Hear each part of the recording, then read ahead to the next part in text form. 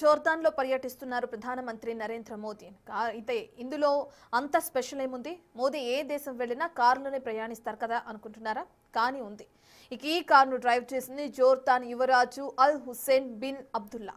అందుకే ఈ రైడ్ చాలా స్పెషల్ అనే టాక్ వినిపిస్తుంది.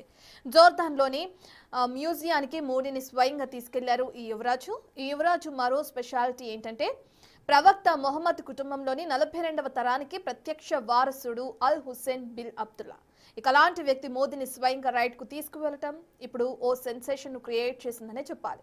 అంతేకాదు ఇరు దేశాల మధ్య బంధం ఎంత బలంగా ఉందనే దానికి ఈ ఘటన ఓ ఉదాహరణ.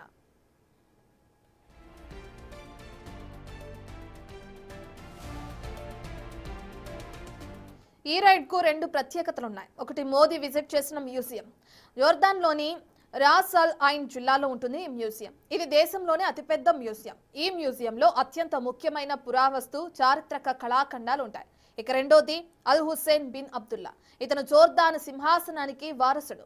2009 నుంచి దేశానికి యువరాజుగా ఉన్నారు. జోర్దాన్ కు సంబంధించిన అధికారిక కార్యక్రమాలు, ప్రాంతీయ వేదికలు ఆయననే నిర్వహిస్తున్నారు.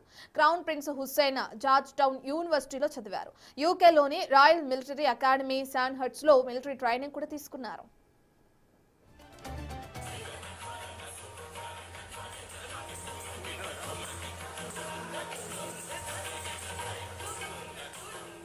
అంతేకాదు ఈ పర్యటన మరింత స్పెషల్ అనే చెప్పాలి. మోదీ జోర్దాన్లో పూర్తి స్థాయిలో పర్యటించడం ఇదే తొలిసారి. 2018లో జోర్దాన్లో పర్యటించినప్పటికీ అది పూర్తి స్థాయి పర్యటన కాదనే చెప్పాలి. పాలస్తీనా నుంచి భారత్కు వస్తున్న సమయంలో జోర్దాన్లో పర్యటించారు మోదీ. కానీ ఇప్పుడు పూర్తి స్థాయిలో 2 రోజుల పాటు జోర్దాన్లో పర్యటిస్తూ చర్చలు జరుపుతున్నారు.